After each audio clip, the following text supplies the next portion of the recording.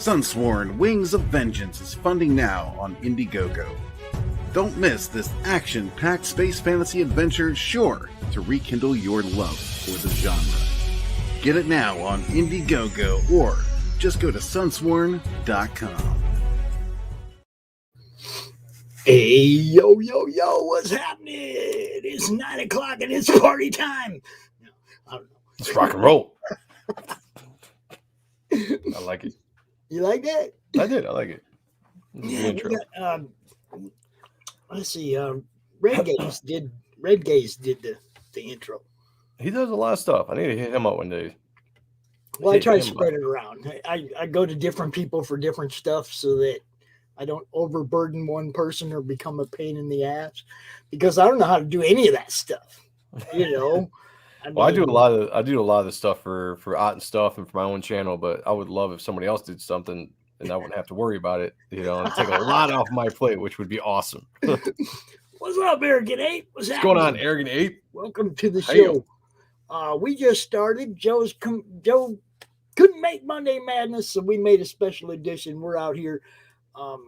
It's 9 o'clock on a Tuesday. I know I'm supposed to be over there modding Indie Volt, but they're just going to have to get by without me. Oh, watch out now. So how you doing, Joe? Is the new year treating you well? It is. It's you know, I actually had a pretty decent year last year, to be honest with you. COVID and stuff aside, like, you know, the channel was growing.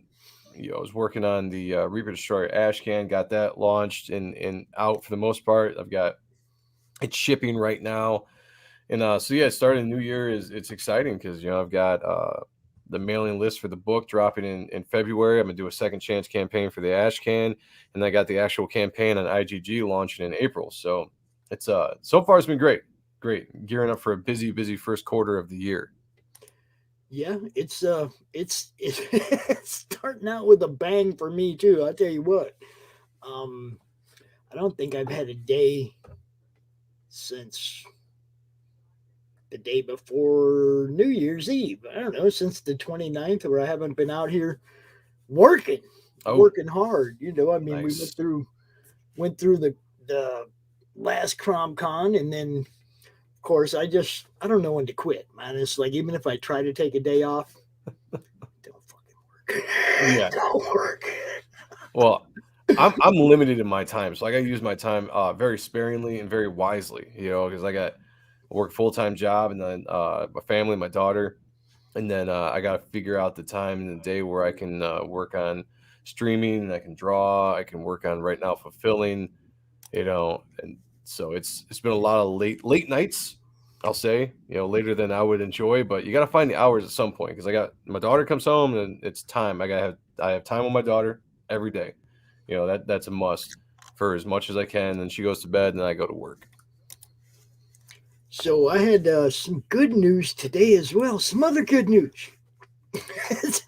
That's what I mean. It's like when I'm setting up CromCon. Oh, look, there's our boy right there. There he is. We were just talking about you, Noah. Talking about the badass job. Well, the ninja launch that you did, but then also fulfilling, getting your campaign. Dude, kid's amazing. Yeah, I was. You got Joe out there for a second. I was reading. I was looking at the chat and I was trying to talk at the same time, and my mind just went click. Right off there for a second. And I don't even do any drugs anymore. That's the oh, that could be the problem though. I don't even have an excuse anymore. The drugs I used to do probably fried my brain. Well, I figure that everybody's brain only has so much room. And when you intake useless data, it's like you don't have as much storage space. Yeah. For the stuff you really need to hold on to. try not to intake the useless data, y'all. You know, That's garbage hard. in, That's hard. garbage out, right? But yeah, Noah getting fully funded. That was one of my. That's what I got spaced out trying to. Yeah. Yes. Now I know what my thought was. I was finishing my thought. There we go. Noah getting fully funded that quickly. Congratulations, brother. We look forward to having you on Odd and Stuff on Friday. It's going to be awesome. We're going to do some drawing on that stream. It's going to be fun. Everybody tune in for that. But yeah, congratulations, man. That's very, very cool. Look at that. Passed the total raise for his Nice. first campaign in 24 hours. That means A, people liked your book, the first one, and B, there was a lot of people talking about it. Mm-hmm. Because it didn't take no time for you to get right back there, and you got all month to go the rest of the way. This is good. Well, Noah does a great job too of being, he's in the chats. He's all Yes. over the place, so he does good self-promotion with that. And if you follow him on social media, like the things he posts, you can follow him drawing, you can, follow his progress. And anybody's been following him for a while. Like I just learned about Noah like a few months, maybe 6 months ago. Right. So I didn't even know that he did all the stuff that he did. We had him on the show, I think, back in the summer, and he was talking about like all the campaigns that he had, or all the books he had done. And he was like only freaking like, this is only my second 14 campaign, or something. 12 books. Yeah, and I was like, what the? Are you serious? So just that. That's really cool. It's cool seeing someone so young like that. Dude. Really take the reins and have the motivation and the drive to do what he's doing. And just keep doing what you're doing, Noah, man. You're gonna get better and better, man. It's fun to watch. It'll be fun to continue to watch. So keep rocking, brother. And don't feel no pressure, man. When we're talking about, the next generation. Okay, you are a perfect representative of the next generation of comic creatives. Yeah, You're absolutely. the guy. You're one of those guys, okay? You're one of those guys I can tell my grandkids, hey, yo, check out what this kid did when he was 14. Yeah. You see what I'm saying? Yeah, and we need that too. Pressure because of that, because we're going to use that to keep bringing other people, other youngsters into the fold. Yeah, and he's got a good head on his shoulders. That it seems like he's got a lot of support from his parents, which is awesome. I mean that helps out greatly, in that aspect. So you're in a great situation, man. And we were just talking actually before we went live that unlike some of us that didn't have the opportunity to grow up with social media, you're in a perfect situation right now with social media, with YouTube, with crowdfunding to do stuff that we never could when we were younger. So yeah, absolutely keep on doing what you're doing.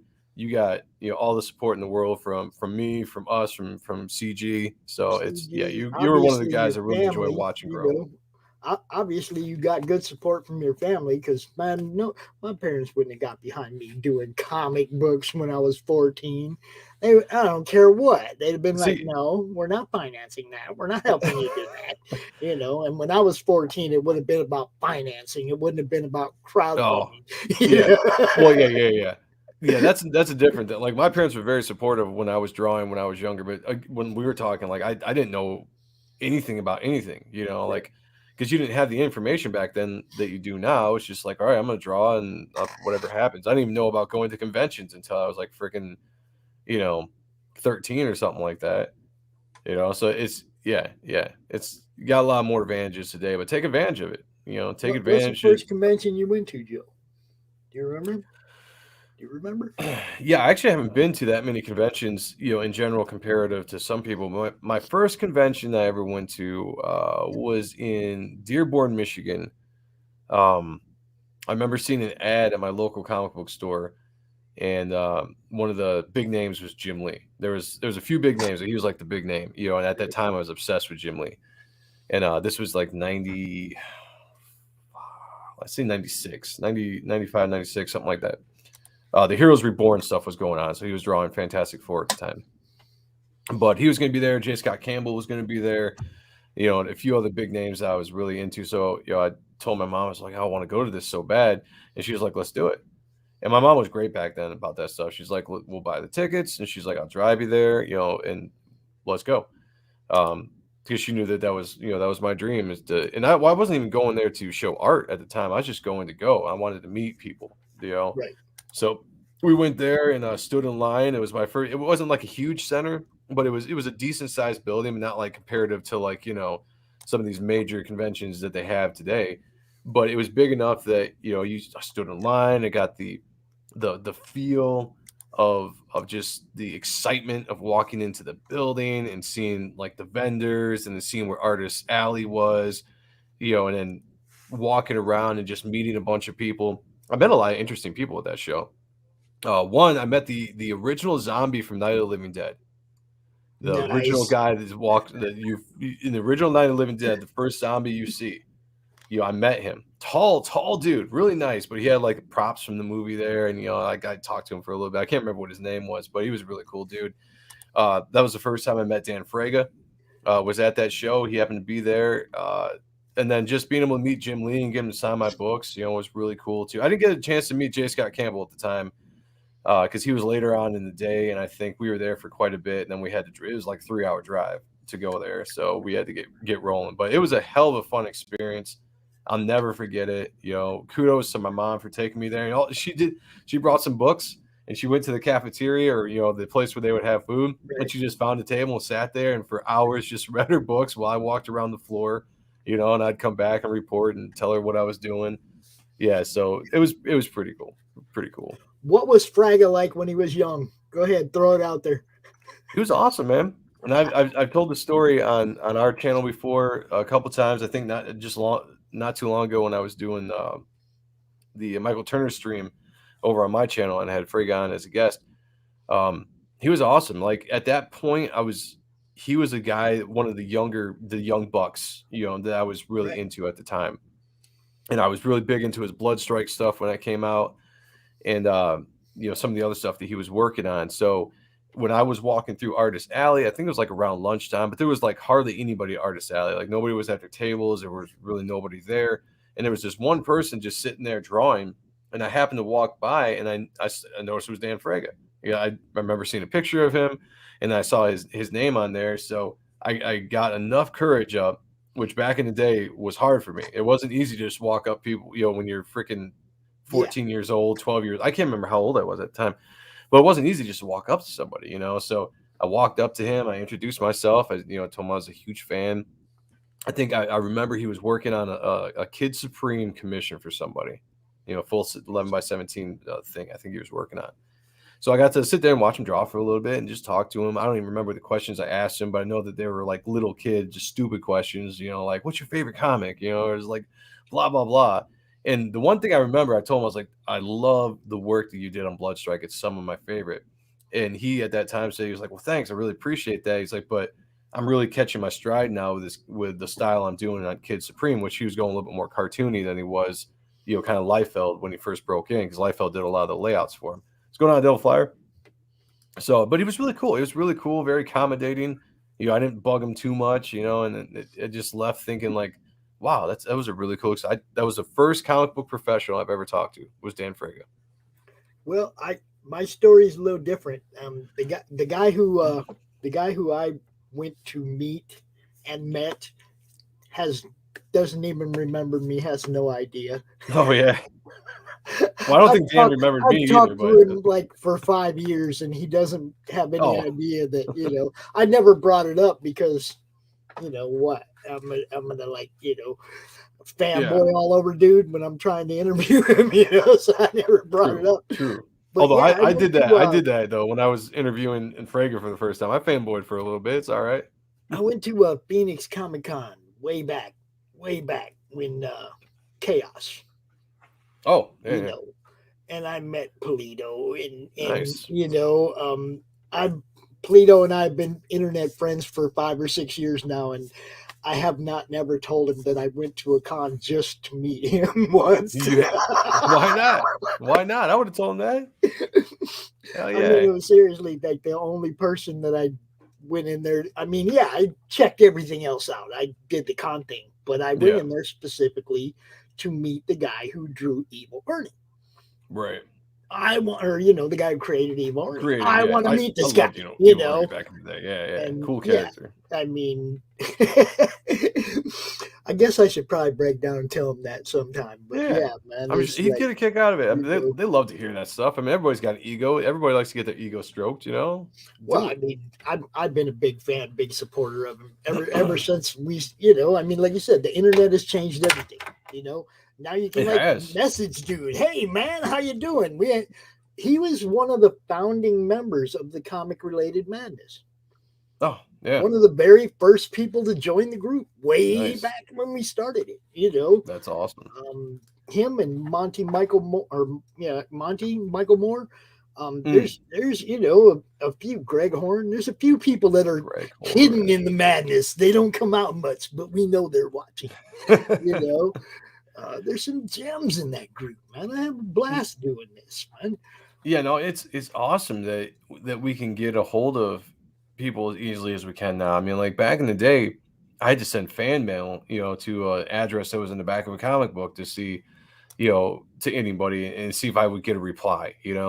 I remember I used to write to Dale Keown all the time because I was a huge fan of his work and Pitt, and he would always have like the fan section, and so I would send letters and like personal letters, not just Right. fan letters. I just talk about whatever, I'd send stuff to him, and I get replies back. I don't know if it was personally from Dale or Dale's assistant, but it was always cool because I'd send a letter and I get a letter back and then actually reply. It wasn't a stock letter.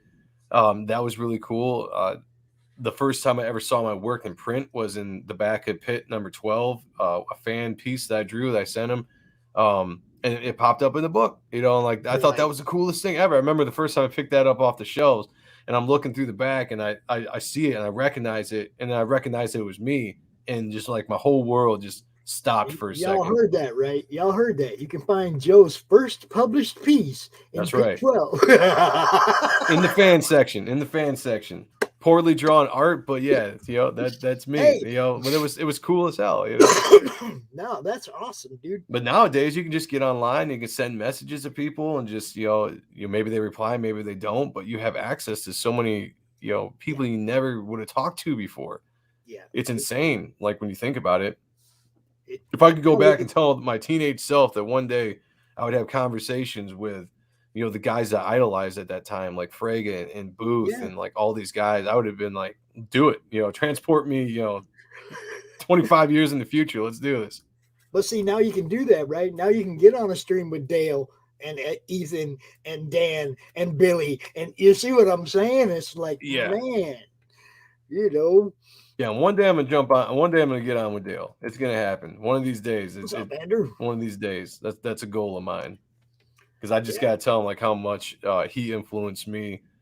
It doesn't really show up in my art, but he influenced me quite a bit when I was younger. Like he was my favorite artist for the longest time. Yeah, I was obsessed with him. I was obsessed with Pitt. He was one of the reasons why I wanted to go into music, because I would read all the issues of like Wizard that you would have that would interview him about how he got into the industry, and he would talk about how he was in a band, and while he was touring, he would always like be drawing and sketching and doing pages and stuff like that. And my two loves were drawing and music. He was one of the biggest guys that influenced me in both the music and the drawing aspect of my career. And I spent 10 years doing music, and it was awesome. And I always kind of like paralleled a little bit with Keown's story. I didn't mind much older than he did, but it was always really cool to do the dual kind of careers there. So yeah, he's had a major influence. To see him come into CG last year was just mind blowing. Like I was on Rob Arnold's show, or on his stream. I was invited on, and I was just hanging out with them, and they were watching Ethan's stream. Right. And it was like, if we get, I think Creed at that time, if they got Creed to 6 figures, he would reveal what Image guy he was bringing on to do a cover. And there was all this speculation, and some people said Dale Keown, and I was like, fuck, get out of here. I was like, if it's Dale Keown, man, I'm gonna lose my mind. And so live, we get to see it happen live, and I was just like, I almost cried, man. Like it was such a movie moment at that time. I was just like, no fucking way. Like I can't believe this shit. It's one of the best experiences of last year in CG that I've had by far. Reaper Destroyer will be huge. There's your prediction from the Devil Flyer. Well, thank you. We are going to do our best. I'm enjoying the love. Everybody's books are huge, man. That's, that's the goal. That's my goal anyway. I want everybody making money. Everybody. Hell yeah. I like it. Let's make a living. Let's all make a living doing this shit. That's what I want to do. Yeah. I mean, look, I know a lot of people who don't have a pull list anymore. And I and just got in rid of some mine. cases it might be because they don't have money, and in some cases it might be because they're not interested. Mine was a little bit of both, but yeah, Yeah, I just got rid of my pull list not too long ago, and it has to do with both of those things. Like there are still artists in the industry that I follow and support and always will because they're guys that I've grown up watching. You know, Brett right. Booth, Greg Capullo, you know, guys that have always influenced me. I'll always buy their work. Um, but I started like a little while ago. I started getting the fever. I was enjoying comics again, and you know, there was things I was enjoying. Even though as much shit as I talk about the mainstream, there was still some things I was finding enjoyment with. And so I started a poll list. I was like, I want this, I want that, I want that. Yeah, And the problem was that lasted for a very small amount of time, that excitement, you know, like that kind of like nostalgia feel that like, let's go to the comic book store, let's get these books. yeah, It was there, it was fun, but it lasted for a little bit of time and then it went away. And the more and more I got into CG and excited about CG, the less I was paying attention to the mainstream industry. Even the artists that I support, I wasn't running out to buy their work at the shops. So my list just kept going and going and going, and I wasn't going to the local comic book store. And one day I called up, I was like, "Hey, how much do I have in my list right now? Because I haven't been there in months." And they're like, "We got $180 worth of books in this list." And I was like, "Fuck." I was like, "Yeah, can we cancel this list?" I was like, "I'll buy what's there. I'll buy what's there, you know, but yeah. But just no don't more, add nothing else to no it. more." So I I had went to to do I that. went to the store not too long ago and cleared it out. You know, spent a big chunk of my check just so I could get it off the books, and that was it. You know, I don't really plan on going back too much, and if I do, you know, I might just order books online. The guys at my local store are great people, great people. I love to support them because they are just genuinely nice dudes. They've been running the store for forever. But there's a part of me that just I don't have a love to go to the store right now. I like paying attention to CG, doing what I'm doing. If I really want something, I might just order it, you know, when it comes out and have it delivered to the house. You see, and this for me is like my goal is to get all you guys into those comic stores where all the shelves are kind of light. Yeah. Okay, I mean, how many titles have they cut? Well, that and that's a that's a lot of lot the of books. that's a lot of empty shelf space Oh yeah. in your Well, local comic store. Okay, so for me, it's like I live out in the boonies. mm, A drive to the comic store is a 3 hour ordeal. An hour there, gonna hang out for an hour, talking to people and looking at stuff, and an hour to get home.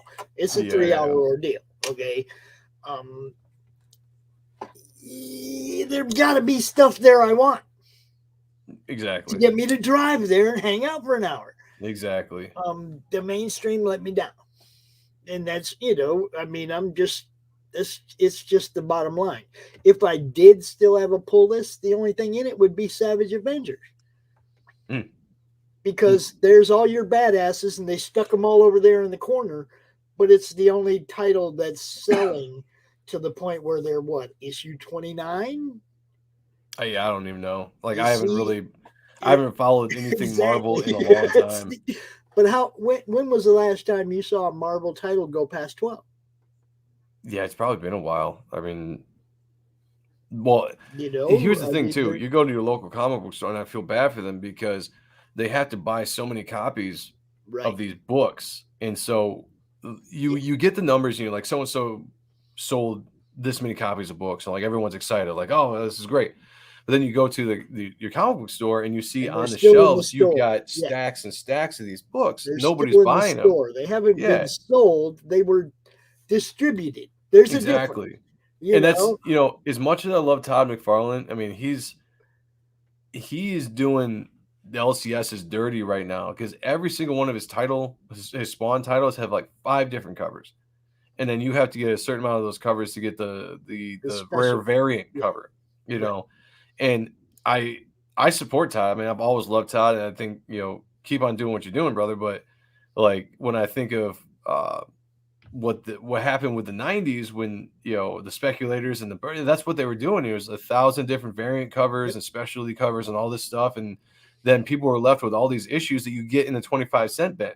You know, I love the 90s, but you can go to the 25-cent bin and find And so many awesome books because they yes. printed a fucking million of them, and Yes. they didn't sell because they overprinted, and stores still have them, are still circulating around, which is fine for me as a guy that likes to always pick up, a Spawn 1 when I find it, or a Cyberforce 1 or anything like that. I'll still pick them up if I find them in the bins. The new Spawn #1 Editor's Edition, the new one. I mean, I've got like newest one. Like yeah, I remember there's another Editor's Edition. Well, I got one that came out like 2 years ago, I think. That was like the black and white Spawn issue 1, and that was really cool. But I don't know if I didn't know they came out with another one. I've got a bunch of them. I've got like 3 different editors editions from different years. I've got the direct edition, and the newsstand edition. I got all of them Spawn #1s. I'm just like you. Every time I see one, oh, oops, I don't have that one. Gotta have it. But see, I was a collector all my life. Yeah. Okay. Yeah. And it's me hard. For the most part. It's hard to know what to grab now. Oh well, that's why I don't really consider myself a collector anymore, because I just I'll grab stuff every once in a while if it really suits my fancy or something, if it really sparks an interest. But back in the day, I was grabbing everything because I loved comics. You knew a first appearance might probably mean something. Yeah, that now that first and appearances are kind of disappointing.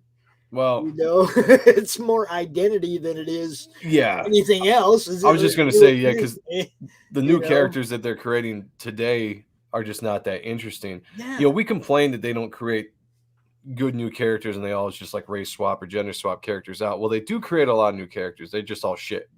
Yeah. They don't last long. They're not compelling. They're not cool. Remember back in the day, in the 80s and 90s, when a new character would drop, it was a cool character, and they would grow, and they'd grow in popularity, and then they'd have their own title, and then they'd be part of the legacy of whatever company they were with. Now it's just like, here's a new character for new character's sake, and they're gonna peter out in a fucking a year. This is the one thing that I definitely love about crowdfunding, though. When any of you guys book takes off, or if one of you guys' book takes off, these crowdfunded books are going to be bankable. Oh, yeah. There's only 150 of them. There's only 200 of them. There's only 400 of them. You know what I mean? Oh, it's only that one cover that was really big. But, we just happen to get that one cover, because we're smart. The availability. Instantly collectible. The rare quality of collecting is all over the indie comic. Yeah. Part of comic collecting now. Yeah. This is where the cool stuff is. This is where the rare stuff is. I'm sorry, this is where the action is. Oh, 100%. I mean, you are not lying, my friend. You are not lying. This is where the excitement is. This is where the action is. We know what the mainstream industry has become, where they're going. If you want stories that are a throwback, and when I say throwback, I mean a throwback to when comics were fun, when storytelling was an art, when character building was a thing, and you didn't really care about all the extracurricular stuff. That's what you get right now in indie comics, and especially within CG. CG, there's a lot of different genres of books you can find. I like the fact that the superhero books are growing more and more in CG than they might have been originally. That's cool, because that's the substitute for me for the mainstream heroes. I mean, they don't even respect the legacy characters anymore. You see what they're doing with them. It's just, oh man, it's horrible. And I've said it before, you have back issues, a great story to get into, and that will never change. It will always be there. So go to your stores, get in the back issues, and collect. Buy all the old issues you can, and enjoy the awesome stories, because they age well. They age well. They do. Enjoy that stuff. A lot of people don't understand. They go, oh, the mainstream sucks, and it's like, no, the mainstream just sucks recently. Yeah, it used right to now. Be cool as hell. Yeah, at one point it was fucking awesome. Absolutely. It used to be cool as hell. Look, all that stuff back there. I mean, other than a big old row of Polito, you got Frank Cho, you got You got a Thor signed by Stan back there. Nice. I mean, it's like we collect. We love comic books that are fun. That's all we want. Comic That's a books great way that to are put it. fun. That's a You great way to know. put it. Comic books that are fun, and that's what you're getting now in CG. And it's Yep. cool because you were getting creators that have a passion for, even though they might not be professional. There's a lot of people in CG that are learning and they're growing as they go. And there's nothing wrong with that. And then you got some of the professional types that are coming in, and that's great too. But there's passion there for the growth of their characters. They want to tell a good story. They want to tell a long arcing story.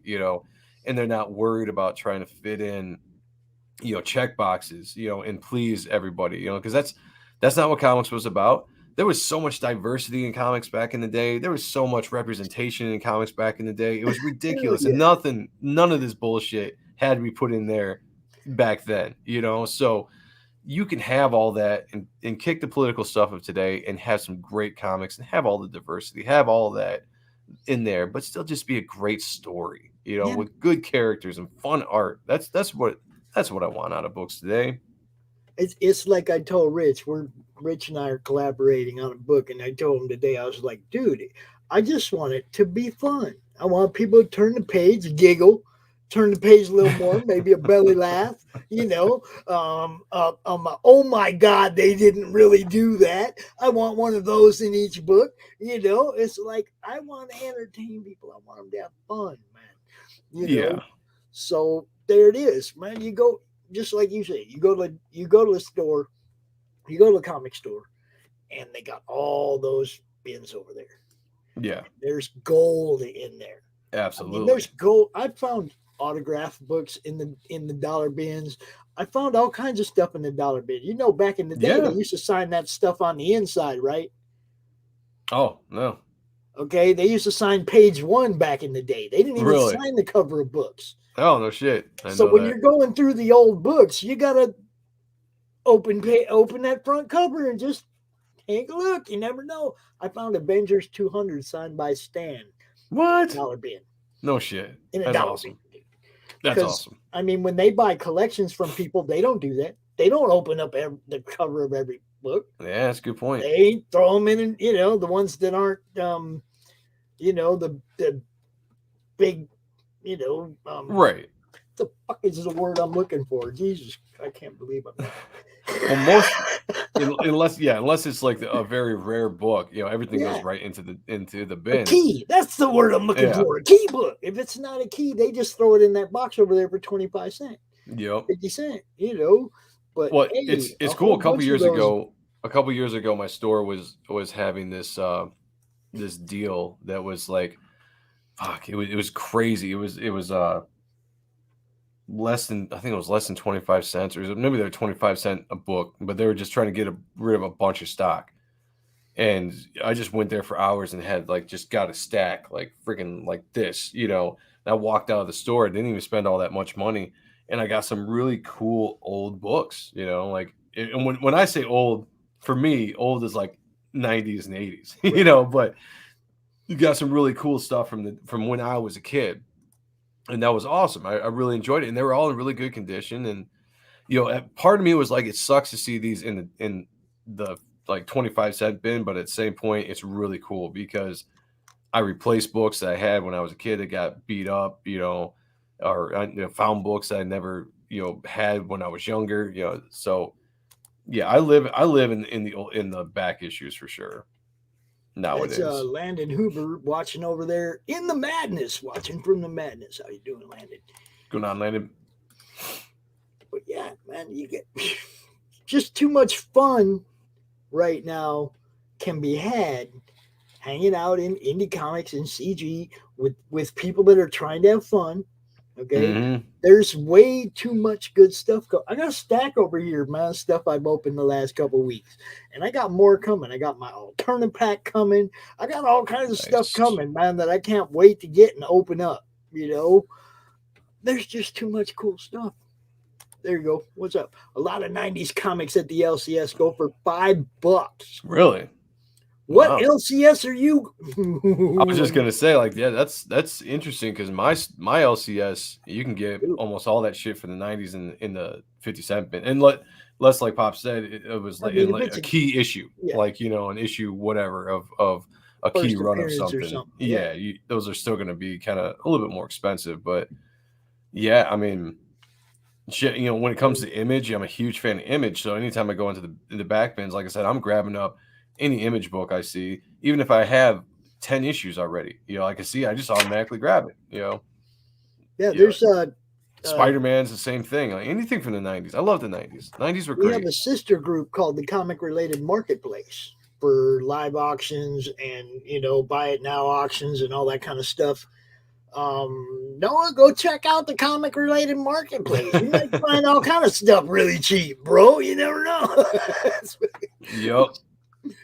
I mean, there's always people posting up auctions over there, with just a huge list, one book after another. Buy it now for $1. Buy it now for $1, Nice. whatever. It's like, get them all. Mm-hmm.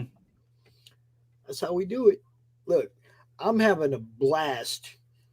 Look, for 2 years, I went from a guy who collects comics to actually meeting so many of these people that have been contributed to my life, my whole life. Okay, like Mike Barron. Okay, I've been reading Mike Barron stuff for decades. Right. Okay, Mike Barron comes on my show all the fucking time, man. Mike's awesome. a cool ass dude, right? Yeah. This would have never happened without, and I hate to say this, but without COVID shutting everything down last year. True. I would just be some guy coming out going, look what I got today. Because that's all I used to do, right? That's all I used to do. Come out and show everybody what I got, Yeah. COVID changed it all. That's a great point. And I've said this. So I've got Joe Weems and Matt Banning working on inks for my book. If anybody remembers the 90s, they're legendary inkers from Top Cow, worked with all the big names, Silvestri, everybody. Yes. And I think that when it was because of COVID, because the industry, had the pencils down thing, like a lot of stuff was happening in the industry. I think I just reached out to guys at the right time when they were looking for extra work. And if it had been a different time and it was a busier time, maybe it never happened. So it was just, it was, I think, the right time and place. And, obviously they had to have liked what I was doing because they wanted to see what I was working on before they put their name onto it, But still, like, I don't even think I would have had the access to even work with those guys if it hadn't been for the slowdown or the shutdown, so to speak, of the industry. So as horrible as that COVID situation is, and my heart goes out to anybody that's dealt with it or lost anybody. I've known a ton of people, but that aside, like, it has opened up doors. It's got us on these streams a lot more. It's connected a lot more people because we're, for a while you're stuck in your house. There are lockdowns all over the place. It's some more severe in different states. And I mean, like, I think if it hadn't been for COVID, I don't know if I'd be working with the people I am on my book right now. So not that I'm grateful for COVID or anything, No, but that's it's what just, I mean. it It's was like interesting for me, timing. It totally changed my life direction. Okay. Like I said, I was just a guy sitting here going, look what I got in my collection. And then all my friends didn't have a condo set up, didn't have a table to set up at Emerald City. And I got a hold of Brian, Brian Polito. I'm like, what are you going to do? He said, I'm just going to ship everything back to Phoenix and I'm going to have me a sale next weekend online. I'm just going to sell all this stuff online, all the Emerald City variants, all the, everything that he had for that show. He went out. I was like, what a great idea. But everybody else don't have Brian's resources. Yeah. Oh, true. I had a little Facebook group with like 500 people in it. Okay, I'm going to do the same thing. I'm going to do it for everybody else. And I started putting on a show once a month for everybody else. Not saying Brian can't come. He's come out a couple times, but it's Right. like, I just wanted to put something out there where everybody knew that they did have an outlet to go sell books. It's not over. The internet is huge. Oh, okay. Yeah. Right. I was starting from a small point, but the group is 5 times the size it was when I started. Nice. I didn't have a YouTube channel. I didn't have a Twitter account. I didn't have any of that other stuff. I had the comic related madness, and that was it. Hey, you You gotta start know, somewhere. I mean, now it's growing. Yeah. It's getting big, and times like these, we all got to stick together. Oh, You absolutely. know, when I Agreed. was young, nobody let their friends sleep outside. Mm, Your friend slept on your couch. right. Okay, your friend wasn't sitting out there hungry in his car. Right. Yeah. Right? We all looked Yep. out for each other when I was younger. Our friends, all our friends, we all looked out for each other. Yep. And somewhere that got lost. But I see it again now. It's like COVID kind of woke that up in people that we all got to hang out together, stick together, and help each other out. Yeah. You True. know, we've been talking about that the whole time, bro. What we see for the future is CG. The future looks bright. Yeah. Okay, I hope Absolutely. that the mainstream gets it and comes back to entertaining us. I hope that because I don't like seeing my favorites get wishy washy or whatever. Look, Elektra, Thor, and the Silver Surfer.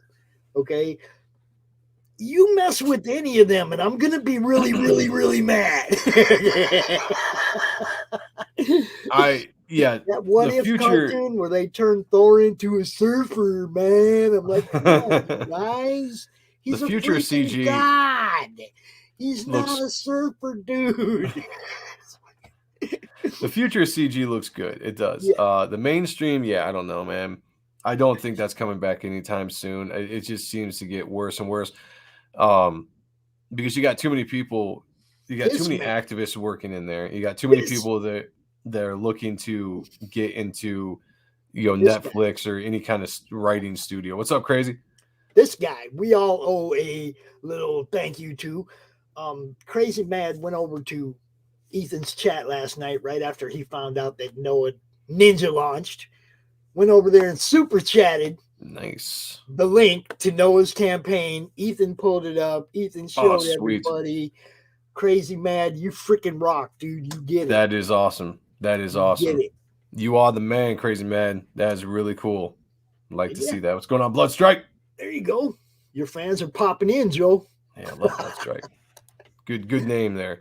But yeah, this the industry is full of people that don't need to be there, and unless they get kicked out, it's going to be what it is. So I don't see the industry coming back anytime soon. What I do see is that the movie industry might start changing before the comic book industry does, because they're going to start losing money, and Yeah, they can't afford to lose money. Comics can afford to lose money because those companies are making a lot of money on the comic division. So they can afford to pump, or to bleed money if they have to get their messages out. Movies can't. So right. if once movies turn around, you might see that trickle back down to comics. But as of right now, the future is in independence. It's in CG. Invest in those. Invest in those. Just enjoy the back issues. Enjoy the good stuff that's been there. You can always revisit it, and divorce yourself of the mainstream. That's what I've done. Yep, It me doesn't piss too. me off anymore. It makes me laugh, more than anything, because the characters I love are still alive, and they're still there and ready to read. So invest into CG, invest into new stuff, and that's all I gotta say. That's Yep. pretty Yep. simple there. Now we've covered all kinds of stuff. The one thing we haven't covered is Reaper Destroyer. Reaper Destroyer. Let's talk Uh, about your book a little bit, man. so yeah, so if anybody, if you don't know, I've got a book called Reaper Destroyer. I'm actually launching it in April. uh Coming up, so it's coming up quick, man. It's coming up quick. It's crazy. But I just recently released an ash can that was a direct to my DMs campaign. It wasn't IGG or anything. Right. So if you wanted the copy, you just got into my DMs, you said you wanted it, and I took your information, we did the PayPal thing, and you're on the list. So I'm in the middle right now of signing these and getting these out. This is it's a little bit bigger than a traditional ash can, but it's smaller than the actual book. It's got a gold foil cover, and they're going out right now. So if you got one of these, I'm working hard on these. Me and my wife are staying up late, boxing things up. I mean, she's been a great help to me to get this stuff going, and I'm going to get this out to you. There will be a second chance campaign in April or in February. We're going to do a silver edition of this, so that this is the only edition of this one. And that's basically for anybody that missed it the first time around. But this is the first 6 pages of the book, black and white, lettered with script and a bunch of other stuff in there as well. And this kind of will give you a little bit of insight into the story and get you ready for the campaign in April. But that's been it's been fun. The support I've gotten from everybody has been fantastic. You guys are all wonderful. I could not have imagined the amount of people that would have been interested in this thing when I first kind of started showing the art. So it's a throwback to the 90s. And when I say that, it's a feel. It's a capturing of the feel of the 90s. I'm not trying to make a 90s book. It's updated for today, but my influences are all in the 90s. And I'm pouring everything that I loved as a kid into this book. So it's about a dark superhero. It's about a guy that's trapped in a supernatural suit of armor, trapped in there with the ancient spirit of death. They're in a constant fight for Matt, who's the guy, the star of my story, his soul. But they have to make an uneasy alliance to fight the true evil that's coming onto the earth. But that being aside, if you get the ash can, I've got a really in-depth breakdown of the mythos of the story, the character bios, all that kind of stuff. So I'm not trying to give away too much on live streams because I really want people to invest into getting the ash can if you can. And that will get you really actually prepared for the campaign when it comes out. But I'll say this. If you like dark heroes like Spawn, the Guyver was a big influence. If you like Ninja Turtles, if you like Highlander, if you like vampires and fallen angels and freaking ninjas and immortals, I got everything in this book, and you're going to love it. It's going to be great. It's going to be great, and it's got the best art that I can put out at this point, and I'm working with some fantastic inkers that are bringing my lines out beautifully, and Joe Weems and Matt Bat Banning. So I cannot wait to get this book out to you guys, or launch it in April and get it out to you guys next year. It's a dream of mine. And this would not be possible, like we were talking about before, without CG. So I just want to say thank you to everybody out there that's back the ash can and that is thinking about backing the campaign. I love you guys. Now I'm gonna have to go at you here. Okay. I'm a collector. Second chance is all cool, but first print is where it's at. Mm-hmm. How many of them ash cans you got left on it? Well, I got to see. I did overprint the first print run of the ash cans so that I could sell them later.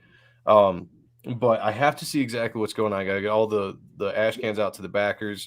When you figure that out, let me know what's left. I want one. I will. I just want one. Once I have an inventory of what's left, I will have them up on my eBay store. These and again, the gold editions will never be printed again. See, so, eBay ruined me, bro. eBay ruined you? Yeah. They still trying to take money from me. I don't know them. Oh, really? Yeah, so I don't use eBay no more because if I do, they just steal my money.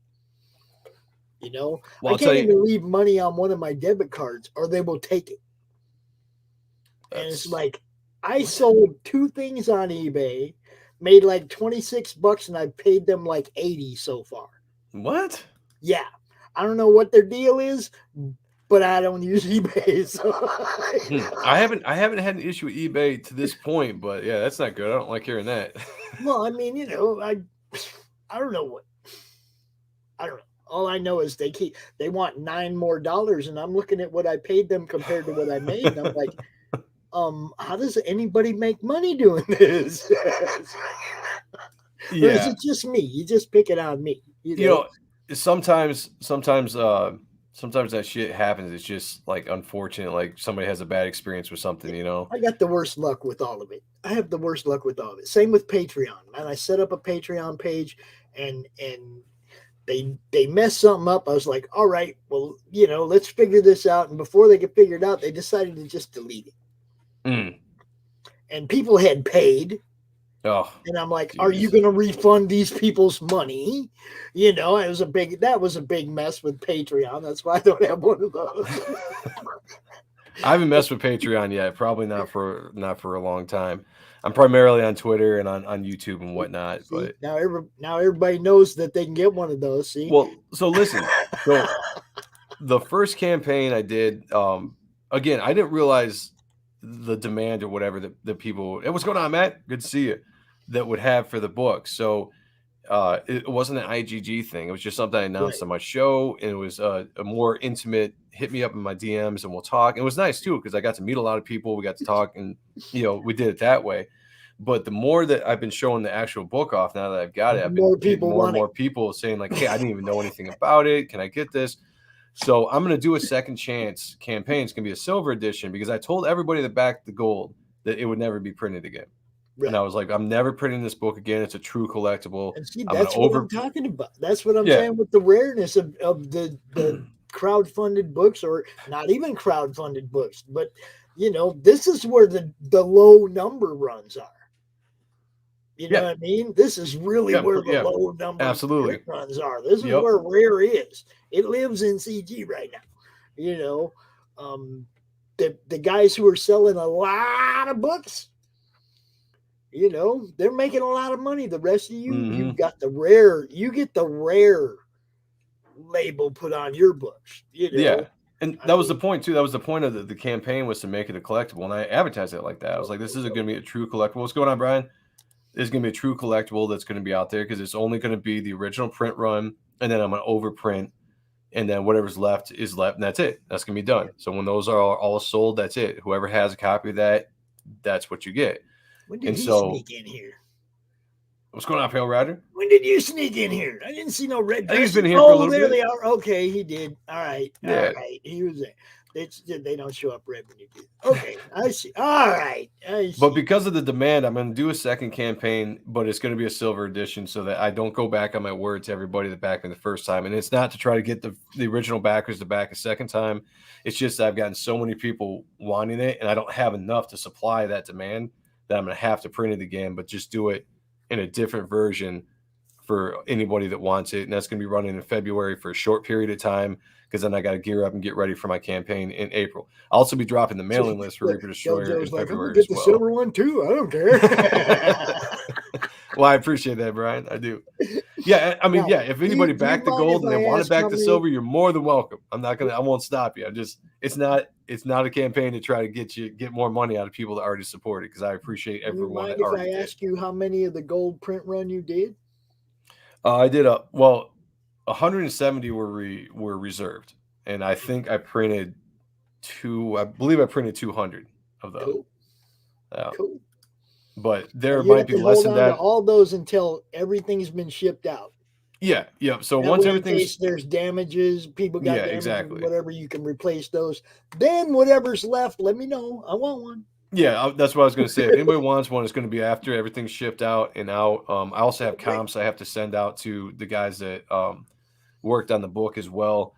So the amount they're actually going to be up for sale is probably going to be a really small amount, once they actually hit. So, but that's why I'm also doing a second chance. So if you miss out on the gold, there's a chance to get the silver in February, but and that's why me as a collector, I'm trying to wedge my way in there to get one of them gold ones.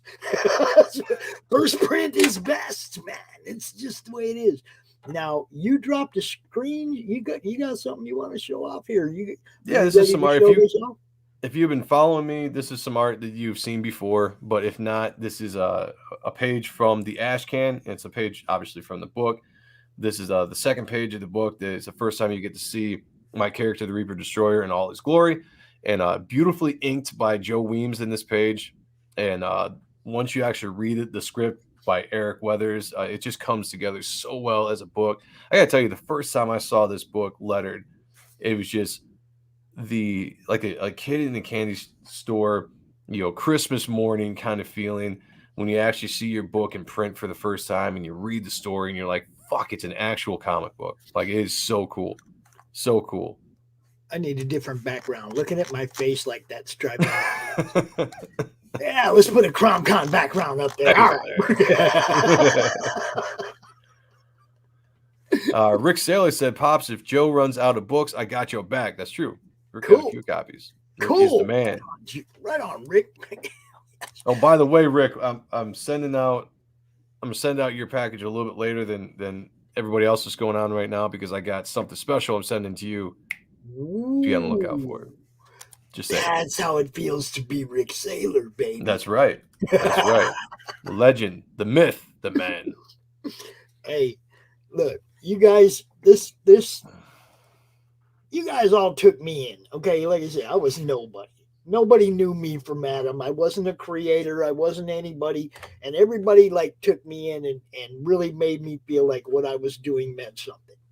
Okay. Now I go out of my way to make sure it means something. And that's because you guys, because of all you guys, this whole chat, all these people, um, creatives like yourself, Joe, nobody had to give me any credibility. I'm just an old fucking convict hippie, that likes comic books, right?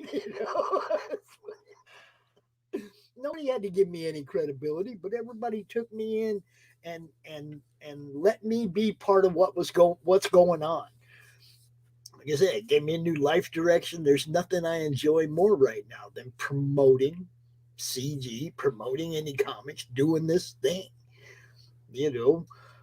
I'm looking forward to everything everybody's doing, man. I got to get rich. I got to get rich. Yeah, it'd be nice if we had so much more money to buy all the books, because it does get tedious sometimes with all the great shit that's out there. Oh, a lot of money going some around that I missed that I kicked myself in the ass over. You and me it's both, like man. I You and me both. I should have. I have not been Oh, able to back everything I've wanted to back. That's for sure. yeah, It's what it is that right sometimes. there shows the amount of quality stuff coming out. Oh yeah, Even quality. us, Yeah. even us, we can't afford to buy it all. It's like, so, man, just keep putting out cool shit, everybody. Just keep doing it.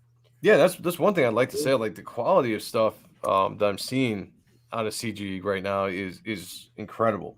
At all different kind of levels. Because obviously we all know the top level guys out there and what they're putting out, but you going on to the second or third level, however you want to rank that, I don't know, but there's great quality books going out there, and again, that's why it's so exciting in CG as opposed to DC or Marvel or the mainstream, because there are books in the mainstream that look like utter trash when you're talking about art and color and the writing, and it's just right now I think we're trashing the mainstream with what we're doing. And once we can get rid of the narrative in people's eyes, I think it's going to blow up, because it's a renaissance. It's a renaissance of indie comics right now. Great stories, great characters, great art, fun personalities, especially with YouTube. And you can get on, you can meet and know a lot of these creators and get to know who they are, all that kind of stuff. It's a unique situation that nobody else can experience right now unless you're a part of it. So thank you for letting me be a part of it, everyone. I just want to say that. That's what I was getting to. Thank you guys, man, for giving me something to do. I'm in my twilight years, and I'm having more fun than I've had the previous dozen. So yeah, just keep rocking it, man. Dojo launching on the 26th. Yo, I will be there hanging out with him. Nice. I just wish there was them shit. Look. And they, as long as they can't be us, they ain't gonna want to be us. Yeah. When they can, then they'll want to be. But they got to change. It ain't us that's got to change. They got to change. Yeah. And they will. They'll be forced to change at some point. At some point, like we said before, there will be a point where they have to change, and they will have to run out the people that they've let infect the industry. When that happens, I don't know, and I don't personally care at this point. But at some point, they're going to have to change, because there's going to be other alternatives like CG or something that's going to pop up and give the fans what they want. Yeah, they're just going to keep bleeding talent. That's, yeah. You look at it. They've bled talent and titles for the last 2 years. Well, yeah, especially, you look at DC getting rid of their exclusive contracts now. You got people leaving DC to go do other things. Writers are leaving. You can't make a living in comics at this moment, and they're not bringing in enough money to justify paying, big bucks to some of these guys that deserve. I mean, there's some artists and people out there that deserve to be paying way more than what they're getting. But they are killing their own industry because of the shit they're putting out, but they don't care because they got money, deep pockets from the people that own them above. So they can afford to have shit comics going out because nobody cares. The comics are not putting money in those people's pockets. It's just an extra thing. And so until that changes, nothing's going to change in the mainstream. So leave it. Thank you for dropping that link, Rick. Yeah, Rick Saylor says CG has no competition. Absolutely. That's factual. Okay, that's just factual because everything. Oh man, I haven't even gotten any really bad comics at all for 2 years since I started buying crowdfunded books. Yeah. The first one I ever promoted was kind of lousy. Why? Well, I mean, it was poorly written, not edited. Okay? Oh, gotcha. Lettering was a little, here, for example, the word flicker. Do you capitalize it? Flicker? Yeah. Think what it looks like capitalized with just the slightest bit of ink bleed. Yeah. When you see the word fucker 5 times in the first 6 pages of a book. Good times. But it's really flicker, but because of ink bleed, it looks right. And it's like, come on, man. A little editing, a little, something. Somebody needed to look that over before it went to print. Yeah, editors are nice. They're nice. That was the first book I ever promoted. The first guy that I was like, yeah, man, I like the look of your book. I'm going to push the hell out of it, blah, blah, blah. There was a great cover artist. That's a good friend of mine that was doing covers for it. It was,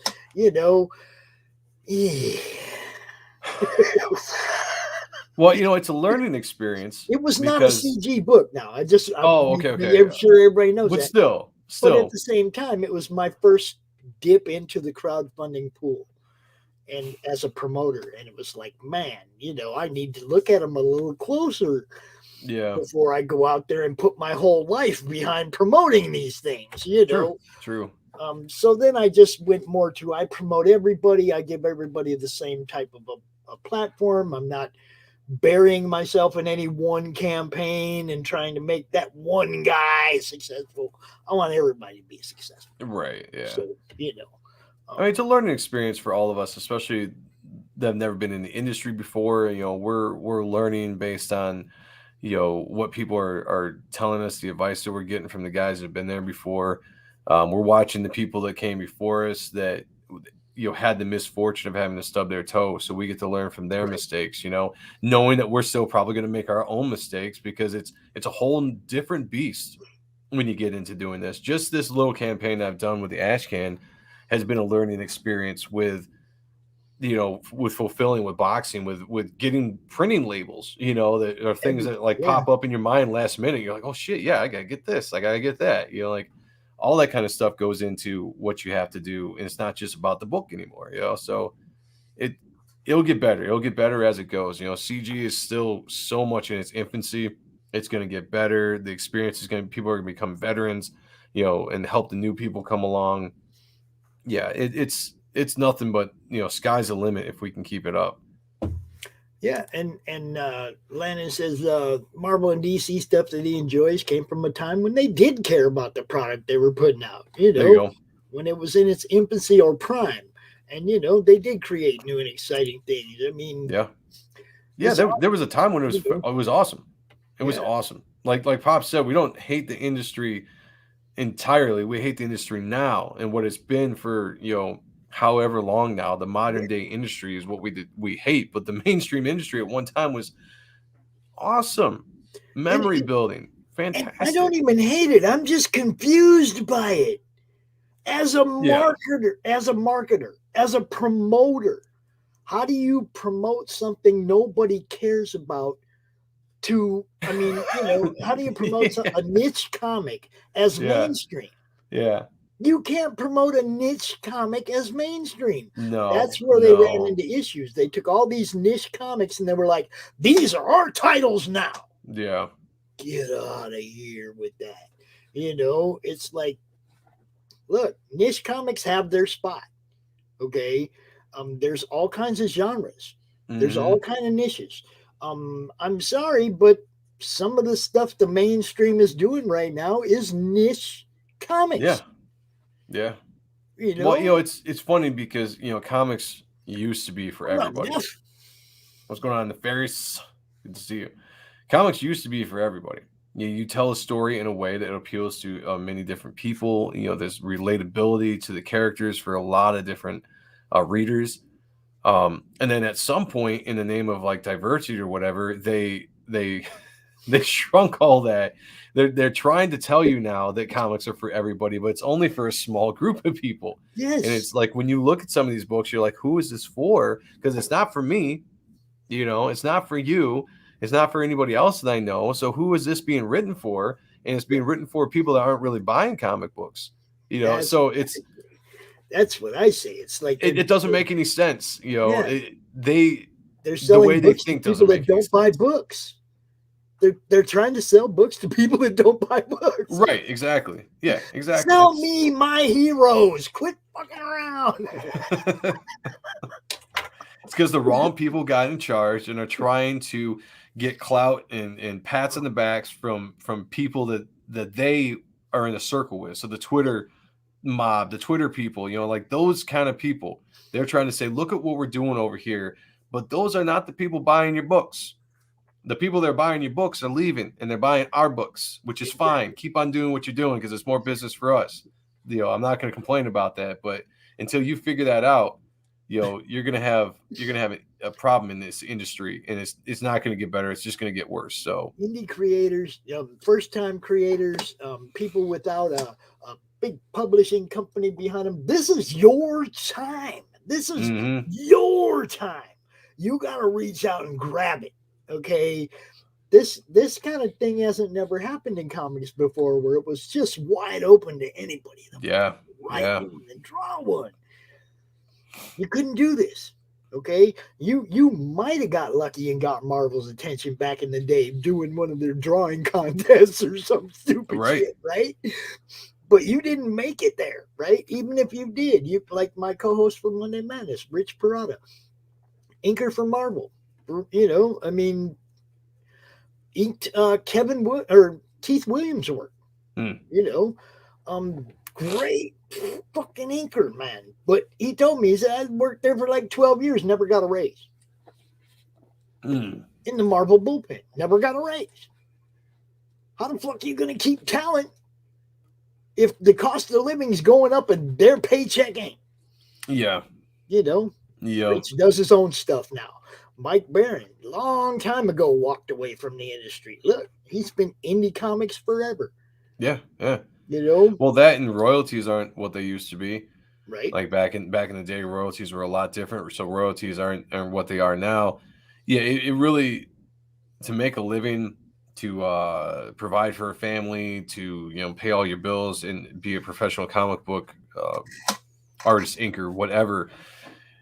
It's damn near impossible now. Yeah. Damn near impossible. It's that's why you probably see so many young people. It's a young man's game because you have to be basically single, willing to live in a small apartment and do nothing but draw because that's how you're going to survive. You can't, have kids and stay at home and be a full-time comic book artist on what they're paying you unless you're like fucking pumping out shit. And that's what it is. You'd be pumping out shit because you don't have the time to put in detail to your work. It's just putting the stuff out there. And that can't be fun. I mean, maybe it is to some people. That's not fun to me. Like, I want to see the best I can put on the page getting out there to people, not just getting stuff out. I want them coming back and buying the next book. Yeah, exactly. Yeah. Like when I was a kid, put crap out and we see it and we're not buying the next one. When I was a kid, when I opened up a book, there was this connection I had with the art, the characters and stuff. Yeah. But there was a connection I had with the art. It was just mesmerizing, and it made me want to get the next book. And so that's what I want to do with my book. I want you to open up my book and be mesmerized with what I'm giving you and make you want to come back for the second issue. Dude, this looks awesome. Yeah, so this is a sneak peek. This is a lettered page, page 1. This is the low res file they got from Eric Weathers. So when you actually see this in the book, it won't have all the lines and everything in it. But this Eric is just kind of Weathers, y'all. Y'all yeah. know Eric Oh, Weathers. dude, well worth it. I mean, the dude does fantastic work. He knows what he's doing. I love the fonts and everything he chooses. He's very open to say, "Hey, I've got this idea. Can we make something look like this?" And he'll come back with just absolute gold. I loved working with him. I can't wait to work with the rest of the book, or work on the rest of the book with him. But just did a fantastic job with this and just bringing the story together. And like I said, the first time I got to see this in print, it was just like, wow, like it's an actual comic book. It's just crazy to me. Okay, So I'm going to field this question right here. Do you think it's about quantity, quality, or both? I'm going to tell you what. Without quality, there will be no quantity. yeah. There you go. Yep. Like that. I second that. Without quality, there won't be no quantity. Yeah, that first book might sell, but if it sucks, nobody, like I said, nobody's buying book 2. Well, Okay, that's why you see this. Yeah, I was gonna say that's why you see numbers drop from book 1 to book 2 so dramatically, because everybody's going to jump on a lot of times because you get lured into the number one. Number one, right? And there's something special about the number 1. You get lured into it, and then you read it and you're like, this sucks. You don't come back for the second. You see the dramatic drop from sales from book 1 to book 2, and then the series gets canceled fucking 6-7 books later. And then they reboot it a couple months down the line with another number 1, and they try to just, the way they're running the industry now, it boggles my mind. I don't understand it, especially living through the big boom of comics of the 90s, watching it just go to superstar, like the biggest heights it ever was, just peaking, and just all the right buttons that they pushed in the 90s. And then to see, 20 some odd years later, almost 30 years later from the time I'm talking about, see what they're doing now. It's just like I don't even recognize the industry, man. I do not recognize what it is. The mistake they made in the 90s was overprinting. Yeah. That's the only mistake. And again, that was way too many comics, and they ruined any speculator.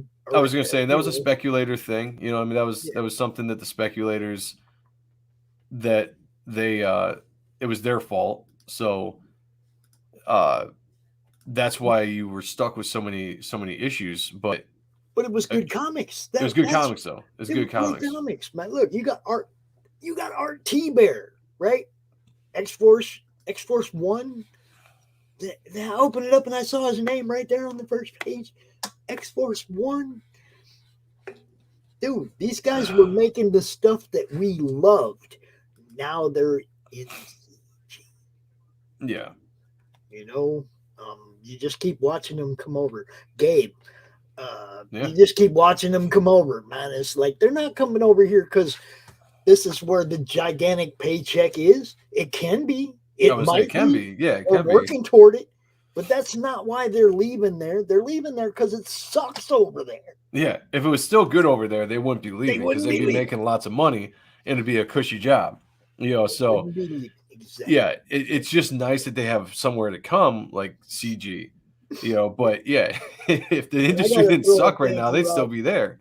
I got to throw a thank you out to Ethan too. It's like I mouthed off a month or so ago about the big guys need to help out the little guys more and shine the light down. And Ethan stepped up. He stepped up. He's been showing a lot more of new people's campaigns, trying to, be helpful, more helpful. Not that he wasn't helpful, but more helpful to the people that he might not even have known about. Now he's looking. Right? Oh, what happened, Joe? He'll be right back, I'm sure. But yeah, now Ethan's looking for campaigns to highlight and stuff, and it's like I owe him a thank you for that because I know you're wrong. I usually kick myself out of my show at least once. I was looking at it and I'm like, don't hit this button. And I hit it. I'm like, what the fuck did I do that for? That's not what I wanted to do. But Uh, yeah, man, thanks Ethan for stepping up. Appreciate you, man. And not that you weren't stepping up, but he gave me his whole list of reasons why he didn't do that as much anymore. He caught a lot of flack for it. People say he's showing favoritism and this and that and the other thing. I don't think that's the CG of today. And yeah, that was CG what of I today told is a him. I little was bit like, man, different. the Yeah, CG I know just ain't like that, Ethan. They're going to be going right on. Ethan just showed off everybody's books. That's the CG I know. yeah. So I'm glad that he's doing it and everybody else is doing it. And it's going to blow it. It's just going to make everything better, man. It's gonna make things nice to with Ethan doing, and he doesn't have to do that kind of stuff, and he's great to do it. He's great to do it. But I would definitely say never rely on Oh, trying to no. get on Ethan's channel to get Oh, no. him to look at it. Like build your audience, build your channel. Go out there and do the work, because that's going to make it even better when you actually do get on and Well, get see, and, get and the that's what push I'm by saying. Ethan. It's like I don't want them guys to make a show just for that. Yeah. Day or whatever. I just say it's like you are the sunshine of CG. Every now and then, Oh yeah. shine that light down here in the basement where we're all hanging out, and Right. in fun. Okay, Ethan and I, we don't have an issue. We don't have a problem. We get along just fine. I love dude. I love everything he's doing, and I love the fact that he's not afraid to take on the people that come at what he does. 100%. I mean, You because got it. without Ethan, things would be a lot different, honestly. Yeah. Like Ethan does a lot. He's a spokesman out there. He's not afraid to take the bullets, and he's not afraid to stand out there and be the voice. And it has allowed CG to grow. I know he's not the leader of CG, but he definitely is a face, that we can No, all yeah, look up to, and he pulls everybody with him. He is a human sunbeam.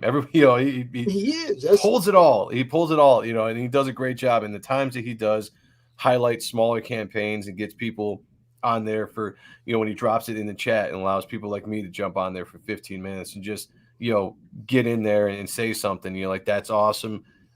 He doesn't have to do it, but he does it. Him and John Malin, Malin is another guy that just constantly trying to give back and take the money that CG has given him and hire people and right. make jobs and do all this kind of stuff. So there's so much that can be done from CG, and just the examples of just those two guys. And there's more than that, but I'm just using those two guys right now. Shows you what CG can be in general going forward. It can just be bigger and bigger and bigger. And That's what I'm saying. That's what I'm saying right there. It's like now we're in a good gear. We're in a good gear where everybody's working toward, the shining the light on everybody else. And that's really where it's at. Like you got Dojo in here right now. He asked me to come out on his show during his launch later in the month. It's like everybody is interacting, coming out here. We're bouncing audiences off each other. We're bouncing fan bases off each other, trying to help everybody grow. Yeah. It, dude, when people like Ethan join in that and step up hard in that, there's no stopping us. You get Billy and Ethan and all these guys pushing in that direction, it's just going to be an avalanche, a stampede of awesome coming your way. Be ready for it. And that, what that also does is it, getting that kind of, what's going on, Amanda? Getting that kind of push or promotion from the big guys, it also makes creators want to put out better books, more quality books, like that kind of stuff. And I think that's needed, because it's good to have a place where people can just get out there and put books out and try to fulfill a dream and whatnot. But like John said, if you want to compete, which right now my goal is not really to compete with the mainstream industry, but if you want to compete in this aspect, if you want to put out a book, and I've said this about my own personal book and my philosophy, I want to put out a book that when you read it, you could have picked it up off the shelves right next to anybody from DC and Marvel on down, because the quality is the quality of a professional book.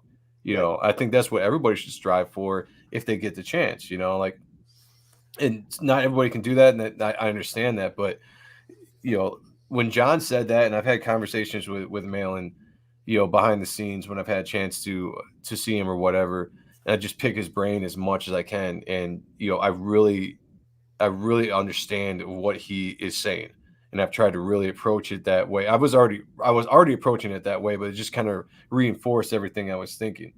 And it's just put something out there that's going to be comparable to something that somebody's going to see on the shelf. Because if they're disenfranchised with that, but they're looking for that kind of quality, then they are going to pick up your book. Yes. And they're going to enjoy your book because it's the same kind of quality, but it's giving them what they want that they're not getting from the mainstream. So going back to that question, definitely quality. Yeah, quality. Yeah. Quantity will follow quality. Just like what's happening with Joe right now. People are hitting him up for that gold ash can that he don't have enough of to supply everybody. Quantity will follow quality. If it's good, more people are going to want it. And that's with anything, With anything. If it's good fucking weed, people are going to want it. It doesn't matter what. Quality always will lead to quantity. Well, I've said this before, and it's a running joke on my show, but I was in a band. I was in a band for 10 years, and it was the same philosophy I had at that point. And I don't know if anybody knows, there was a band called, or still is probably, is a band called Mushroom Head, and I knew one of the guitarists from it, and we would hang out, and he always told me, he was this cocky Southern guy, really cool. Tommy Church, love the dude to this day. Tommy, if you're out there, I don't think you're listening, but I miss you, brother. But he would always come up to me and be like, Joe, he's like, if you want people to think you are a rock star, act like a rock star. Carry yourself like a rock star. And it wasn't like be cocky, be all this stuff. It's like go out there with that performance. Get out on the stage, even if you're on a small stage in the center, a corner of a bar in buttfuck nowhere. Go out there like you're a rock star. Perform like you're performing in front of 10,000 people, even if there's only 5 people watching. Get the best production you can get out there, quality-wise, for your recording. Put the money into the art for your album. Do everything you can production-wise to make people think that you are that rock star status.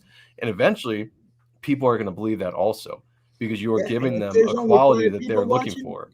And if there's only 5 people watching, interact with every one of those 5 people so that they go tell somebody about the show they saw last night. Exact. Word of mouth is huge. It's huge in the music industry, the indie industry. It's huge in this industry. That's how you spread out, because somebody's got, they'll tell their friends, you got to check this out. You have to check this out. And then they'll tell their friends and their friends and their friends. That's how, that's what you got. But you have to give them that quality first. Yep. Once you do that, then just let the seed, that's planting the seed, and watch it grow. And that's always been my philosophy. I'm approaching comics the exact same way I did music. Would you like to field this one? So I have nothing against CJ or Ethan or anybody, but I do have a question. Why is it necessary to have a movement with a name like Comicsgate? Why couldn't it be that, hey, we are just guys who make awesome indie comics? Just a question. As far as I know, Comicsgate was something that was given to Comicsgate. We were dubbed Comicsgate by the haters and just adopted it. And they we just took it over. So nobody came out and said, hey, we're starting a movement. We're going to call it Comicsgate. Not like that at all. So it's just, you adopted it. You took it over. It was a negative thing. And they're like, we're as far as I know, we took it over. We made it a positive thing. Make it a positive thing. So exactly what we're doing. Comicsgate is just a movement of fans and creators to produce fun books, respect the fans, and not have a political ideology that you are, forcing on people or, telling people how to think. That's all it is. That is really all it is when you boil down to it. Respect the fans, give them good quality stuff, keep your politics aside. If you're going to have politics in the book, have it mean something to the story, but have it be something that's a story. Make it part of the story. The problem is when you get people in there trying to tell you what to think, how to feel, that you're bad because of this, blah, blah, blah. That's what Comicsgate is breaking away from. So it's a movement, whatever name it would have on it, it wouldn't change what the movement was. So Comicsgate was dubbed in a negative way, and it was taken from that and turned into a positive. It was just, they took Gamergate and they just slapped it on the comic people. Yeah. Basically, they're like, oh, they're a hate group. And look, I don't know anybody that hates people. Okay. Yeah, no, I don't know anybody yeah, that hates people. I know some people that really, really dislike some of the crap that's coming out. Okay. And then you got some people out there that will say things that will garner bad feelings. But you can stay off Twitter. You don't have to go out there and piss everybody off and then wonder why your book ain't selling. yeah. Well, like Rick Saylor just said, so that's also why we say hail. They said we're all racist bigots. It's like laughing in their face. Yeah, when they dub you something, you laugh it off because words, sticks and stones, people. Yeah. Sticks and stones may break my bones, but words will never hurt me. Something my mama said.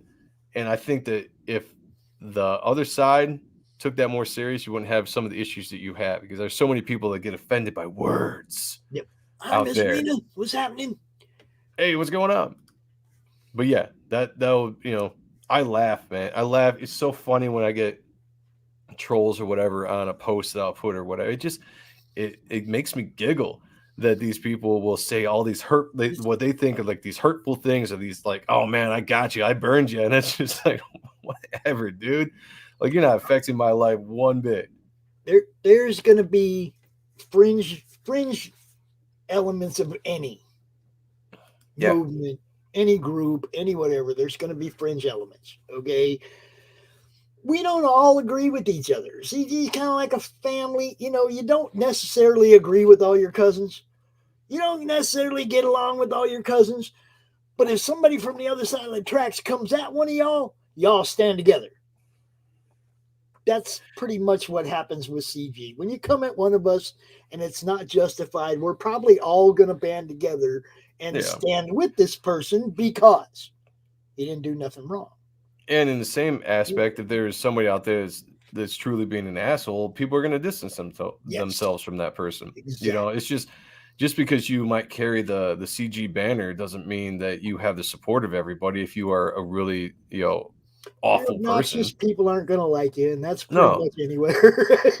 It's funny too because most people that I've talked to, and myself included, that have come to CG that heard negative things in the first place, discovered that none of that stuff was true. Because when CG started, you might have had some bad apples in the beginning, but over a course of a few years, those got weeded out, and now you're left with a movement, a group of people that is truly, there's no hate amongst the people here. Nope. There's no racists, there's no bigots, there's nobody that's trying to keep women out or anything like that. When you really get in, you learn what CG is. It is just a movement of fans and creators that want to produce good books, and there is the truly diverse, ladies' night, the truly diverse. On, bro. We don't hate the women. We want them to come help hang out with us. CG has the true diversity that the mainstream likes to pretend that they have, and it's not forced. That's the thing. It's not forced. We have true diversity here in CG, and it's not forced, and everybody's welcome. Everybody is respected here, and that's just it. That's just it. Women. Yeah, exactly. And everything else out there, guys, if you're listening and you don't know what CG is, or you're wondering if you've heard bad stuff, it's narrative driven by people that hate certain people, and they're gonna make lie after lie because they want to demonize the people that they can't control or the people they don't like. And unfortunately, those people have the loudest voice, so it gets out there. But it's a false narrative. When you look into it yourself, don't go to Wikipedia, don't Google shit. Jump in a stream, find a CG stream, jump in there, and really experience what people are like. Don't even say nothing. Just watch the chat. Watch how everybody interacts, how much fun they're having, what we do. Just watch. You don't even have to interact until you realize. See, that's kind of what happened with me. I was doing this for about a year and just watching. Because everybody told me, "Oh, CG bad. You stay away from them guys. Them guys bad for you. They're bad for your show. It's gonna be bad all the way around." My show is growing. Our atmosphere is growing. It's not bad. It's fun. We're all having fun, and I'm sorry. I have nothing against anybody until they come at me stupid personally. I Yeah. don't care who you are, where you came from, what church you go to, who you run through your bedroom. I don't care about none of that shit. Be nice to me. I'll be nice to It's well said. It is well said. you. You know, I mean, Pops is a lurker. Well, I hope that answered whoever's question that was from Yeah, Facebook, and I hopefully think it that did. just gives you a different perspective. Yeah, just We're all watch. very accepting here, and I'm relatively new, so I'll just throw that out there. I've not been here from the beginning. I just kind of became CG Yeah, sometime last summer, just like me. so I'm relatively new. But Sometime last summer, I went, "Hey, everybody, I'm CG," and everybody went, "Yeah, Pops, we know." what's going on, LA? See you in the chat. Good to What's see you, up, brother. LA? Got a really cool book gonna be launching this year called Bad Blood. I'm pretty sure. I've been able to see some pages of that throughout the year, and it looks awesome. I cannot wait. Wait, Number check one that rule out. in CG: have fun. Michael Bancroft. Yeah, it's a And good rule. since the name was dropped, I'm going to go ahead and say it. Mr. Bancroft will be hosting the CromCon Saturday night panel Ooh, at 9 p.m. Eastern on the nice. 29th of January. Hey, yo, yeah. That's big. The first appearance of Bancroft at CromCon. Looking forward to it. Seriously. LA says, Joe, did I convince you to become CG? You were one of the voices. Yeah, I'll say that because LA and I would talk a bunch, and LA was always a staunch CG guy, and I was always a supporter of CG. I was just kind of doing my own thing, just kind of Right. not at the time, because at the time I will say there was some drama going on. This is the time when people were being weeded out, Right. and I chose to come in sometime after that when I started getting more and more support. But LA was one of the guys that I would always talk to him about stuff, and he'd always be, you know, full on CG. Yeah. Huge CG guy. And so, yeah, I'll definitely give you credit. You're one of the guys that helped push me in that direction. You, my partner in Art and stuff, Sean, uh, Mark Polton, guys like that I'd really get in with good. Moral And compass. the moral compass. The Yeah. moral compass. Again, how can you have hate in a group that has a guy with the nickname of the moral compass, The people? moral compass. I'll say that. I mean, we have somebody watching over us to make sure we're being good. That's right. That's right. No, we have a role model to live. I mean, we dubbed this dude the moral compass because he is that nice of a guy, Mm-hmm. right? He's an awesome dude. You know, Mark is a great dude. how are you going to find that in a hate group? A nice guy. Oh my God. Yeah. They're all nice. Everybody's nice, man. There's so much shared enthusiasm for what everybody's doing. You know, it's contagious. It bleeds off.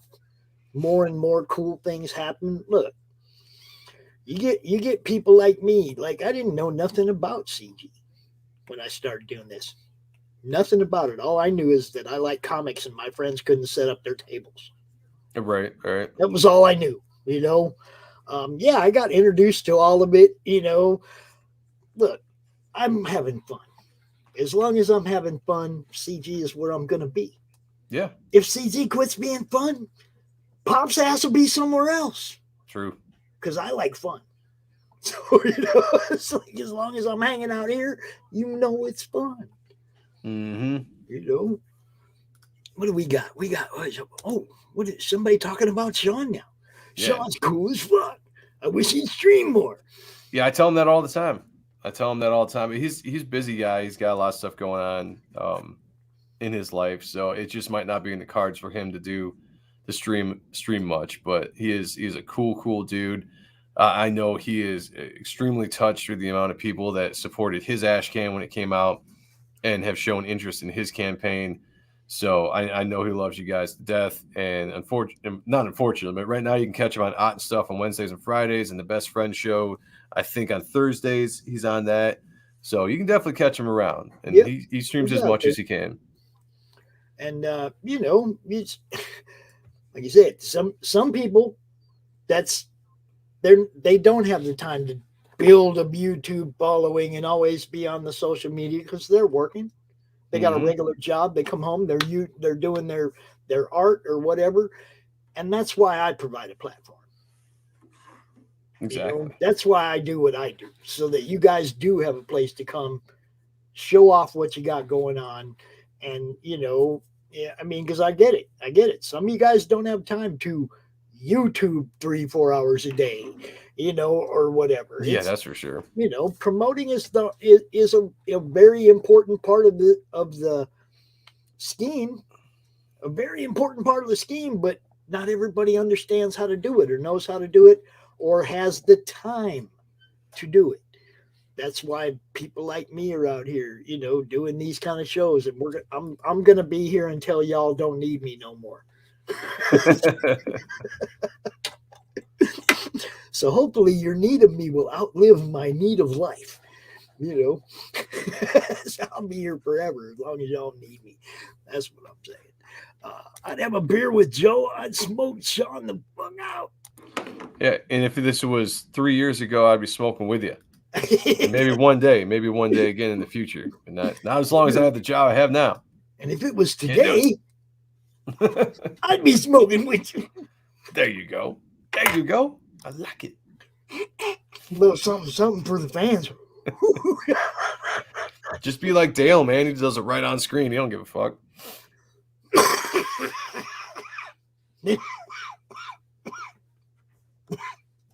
Yeah. That sweet sound, everybody. Usually, I don't like showing the little one. I get a big. Jeez. That was a good hit. Dude. If I get one of them big, long Gandalf pipes, yeah, I'll fire that up right here. I don't care. Fuck yeah. Now you're talking. Dude, my drummer used to take the biggest hits, man. Fucking, and he would cough so much. I thought he was gonna die every single. I mean, he coughed to the point where he's like fucking drooling and almost throwing up. And I'm like, dude, why do you hit it so fucking hard? He's like, dude, you gotta go for that fucking white lightning rush. I'm like, I don't want to cough that much. This seems horrible. But he did it every single time, man. It was insane. I don't try to, but sometimes what we get is just I take a little tiny hit. I remember the days. Best we can get always. So that's just quality again. There you go, quality over quantity. Absolutely. There you go. Big hits as a young man. yeah, I feel you on that. If I ever started smoking again, yeah, it'd be probably one hitters and I'd be good. But my tolerance is way down from what it used to be. That's for sure. You get all that keef build up in the grinder. Oh fuck yeah! I used to love these. I scraped the grinder into this thing earlier, and that's what's in the bowl. That's why it's like extra boom. I would not touch my grinder for fucking forever until it was like you unscrew it and it'd be just like overflowing because it'd just be that much keef in there, and I'd just be like, fuck yeah. You smoke that sometimes when you run out of weed, you sprinkle on top of a bowl or something. It was frozen. You couldn't turn it. We had to pry it open, and then I had to clean it because it was just like frozen closed, Real sticky stuff we get. This Michigan weed is really good. Michigan weed is awesome, man. Yeah. Or it was. I haven't smoked it in a few years, but it was awesome. Good shit. LA said, Joe's a musician, Pops. Ask to hear songs. Well, if anybody's interested, you just Google Mine Enemies Fall or go to YouTube and type in Mine Enemies Fall. And you find a bunch of my music, live shows, recordings, all that kind of stuff. Mine Enemies Fall? Mine Enemies Fall, yes. I like that. Yeah. Heavy metal, baby. Heavy metal. I like the name. I like it. Mine Enemies Fall. And then we drink out of the damn skulls. I like it. Yeah, you guys go check that out on YouTube. If you like heavy music, Fall, right there. Like heavy music, do it. It's a good time. I've never once done any of that, but whatever, man. You do you. Yeah, no worries, man. Yeah, no worries. I done a whole bunch of other stuff in my youth, and this is all I do now. A little bit of this, a little bit of drink, that's all. But Yeah. you know, I'm pretty sure that my resin coated lungs is what's protecting me from COVID. That could be. That could I be. have a daughter-in-law that's exposed every day. She comes home every day. I mean, you know, it's like I have yet to be horribly sick, you know, so I figure it's got to be the resin. The coating of resin on the lungs is protecting me. That's my story. I'm sticking to it. I didn't know Dale smoked either. Uh-oh. Yeah. You just watched some Ethan streams, and he smoked on Ethan's stream a couple times, I think. Just sparked up right there, and just most people jump off screen. And just I don't give a fuck. It depends on who's watching, who my guests are. If I know anybody watching don't care, then I don't care. You know. Yeah. But sometimes you got to, you know, be nice to the guests. Yeah, absolutely. I do want to party with Dale now, though. Dude, I would love one day. It'd be a dream of mine. One day, if I ever got the chance to go to meet Dale, to smoke with him, and then to jam, I would love to do those three things: play some music, smoke some weed. That would be a dream come true. He sports that Rick Ocasek look. Dude, I can't believe he's the age he is. He looks like he still looks like that one picture I remember him in a Wizard magazine from fucking like 90, 96 or something. It's insane. The dude looks young as hell, and he's like late 50s or something, I think. I can't remember, but yeah. And here I am, gray hair, fucking like what? I got the wrong genes. That's right. I don't know. I figure as long as I still got hair, I'm good. There you go. I had to cut all my beautiful locks off. Ain't happening. Taking this shit to my grave, baby. I'm gonna be going that on, guy Flying Feline? sold out, man. It's never sold out. Feline. I hung out with Feline today, and she was look. She was a fun show. Her happy hangover show is like awesome, and the ladies are going to be out Friday night for the Uncorked. Uncorked, monthly show, only once a month, kind of like CromCon, once a month. You bet. See, she knows she's fun. Yeah, she's awesome. I enjoy it. He's in his late 50s. He's ancient, right, Joe? Yeah, I didn't say all that, Brian. I'm in my late 50s. Don't put words in my mouth now. Man, this has been a blast, Joe. We're going to have to do this again. Absolutely, anytime. CromCon, there's only like 6 spots left for the end of the month. So anybody that's watching, I'm just letting you know there ain't a whole lot of spots left in CromCon. So, if you wanted to get one, grab one. Let me know. Hit my DM so I can get you locked into a time slot. I'll be grabbing one of those next month. Because like I said, I'm dropping the mailing list in February, doing a Second Chance Ashcan campaign in February as well. So I'll be back on the streams doing the promotional tour for all that. Cool. Hey, Phoenix, what's up, brother? What's up, man? How you doing? Dude, see, now this is another guy I got to go meet. I got to meet him at Grand Rapids Comic-Con when he went up there. I got to make my way up there. I'm only 40 minutes away from Grand Rapids. Dude. Maybe a half hour. I might even be a half hour now. Yeah. Come on, man. You said I was there twice this year. And press passes, walking around, interviewing people, having a blast. I've never been to a GR campaign, or a Comic-Con, but I need to try it. I know that I was talking to Dojo. I know we were trying to hook up when he went to Detroit. I just couldn't make it work with my schedule. One of these days, all the Michigan guys got to get together sometime. Get together, have a drink. Yeah. Hang out. Also, there's the one in Elkhart, Indiana, the Hall of Heroes. Yep. I haven't been to that one either, but I've heard of that. I blasted that one too, man. And these guys all know that I'm CG. They didn't tell me I couldn't come hang out and interview people and do what I do. And Phoenix CG, he's at GRCC, and I don't think he caught any crap. It's like, he's all over the place. I had a blast. I interviewed Phoenix, and then I sent the interview to Good Stuff. I don't know if you saw that interview or not, Joe. No, I didn't. You didn't see the laser nips? No, I didn't. Oh, shit.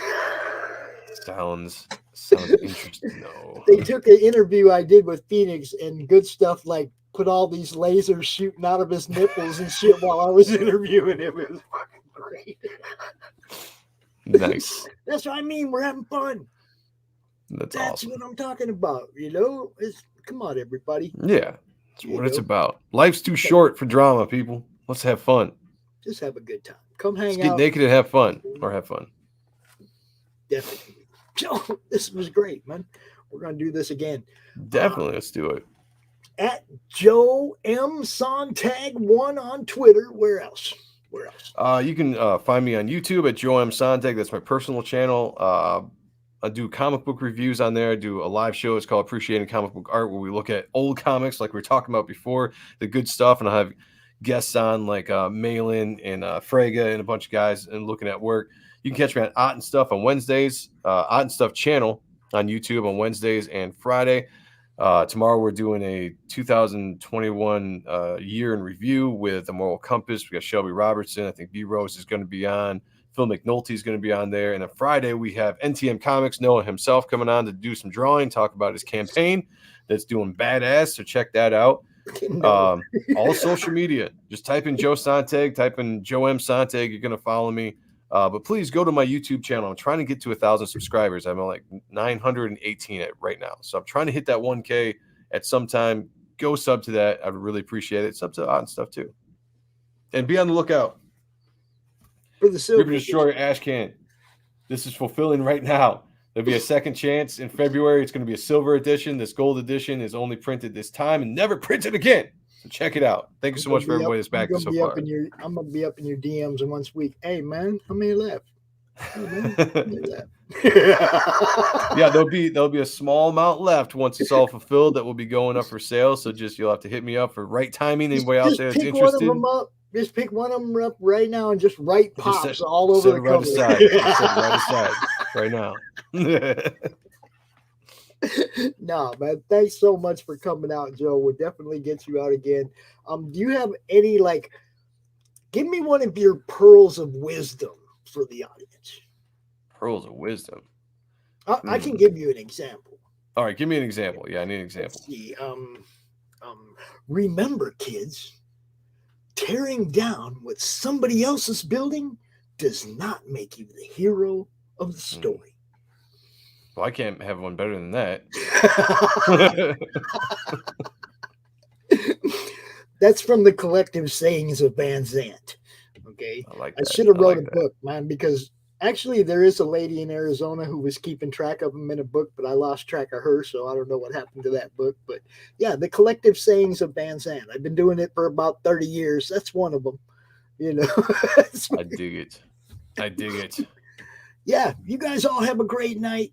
Joe, thanks so much, bro. Thank you for having me on. Appreciate it. Wait, this way. There way. There we go. I'm getting good at this. And yes, I want to quickly cover all this. If they want to step up to me in person because I'm CG, that would be awesome. There you go. And Rick says, Joe, Dojo, I'm with you on that. And LA says, Dojo, stay peaceful. No, I'm kidding. Kick their ass.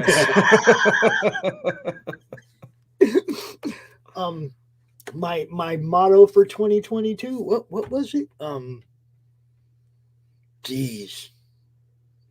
Do you attack only from a position of defense and make 2022 your bitch? There you go. Dig it. I'm feeling it. Got me in the field. Maybe I should just be a catchphrase guy. You're good at it. All right, you have a good night. Go check out everybody else's show. There's other stuff going on out there. Go check out your YouTube. See who else is out there. Go support them too. You know what's up. Hail the chat. Peace. Let's see. Do I have any commercials to play? I do have commercials to play. We'll play this one. Yeah.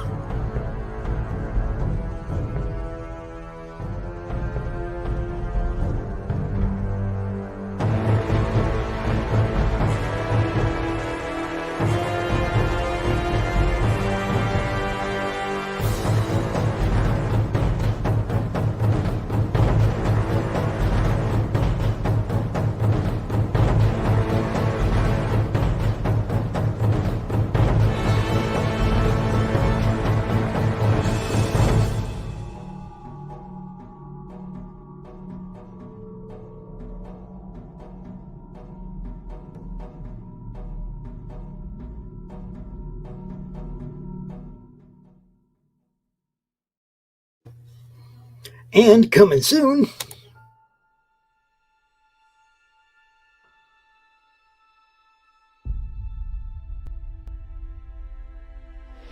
when they mined an area,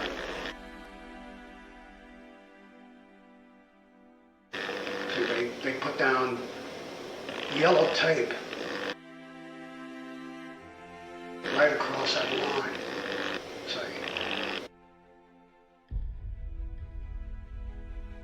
And if you walked on the wrong side of that yellow tape, you blew up.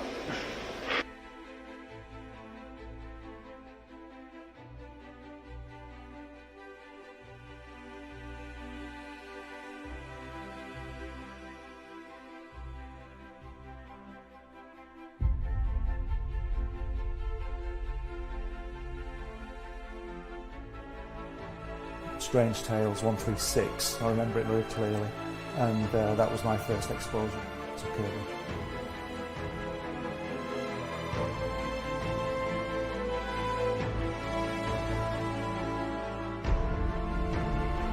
And I wanted to show it to people.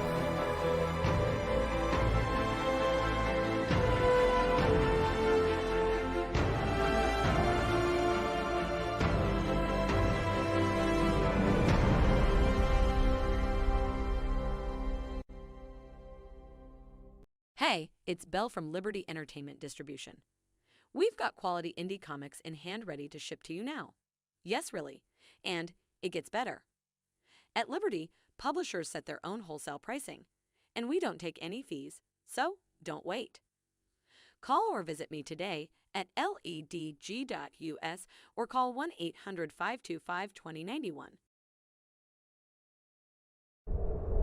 In a world ravaged by monsters, a new evil has risen, poisoning the land and threatening humanity. Now, the Monster Matador, along with the meanest and baddest kaiju killers, have joined forces to kick its ass.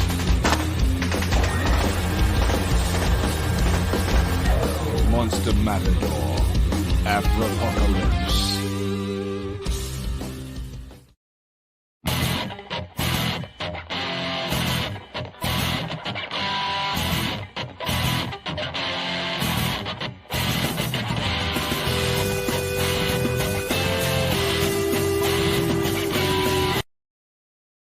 hey yo, Pops here. Are you looking to be on Monday Madness?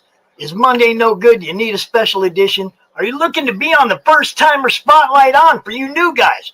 Launch parties, countdowns, CromCon Monthly. We got it all right here at the Madness Comic Network, providing online promotional services for the indie comic community and proud sponsor of Comic Books for Kids provides comic books to kids in hospitals and cancer centers across the U.S. It's a place where we can all work together to make sure every child has a comic book. 100% of all proceeds go towards the kids. It's about making a difference, and while they're in the hospital, allowing them to fly like a superhero, battle dragons, or rescue teddy bears. We are in every state in the country and now support over 160 hospitals. Every month,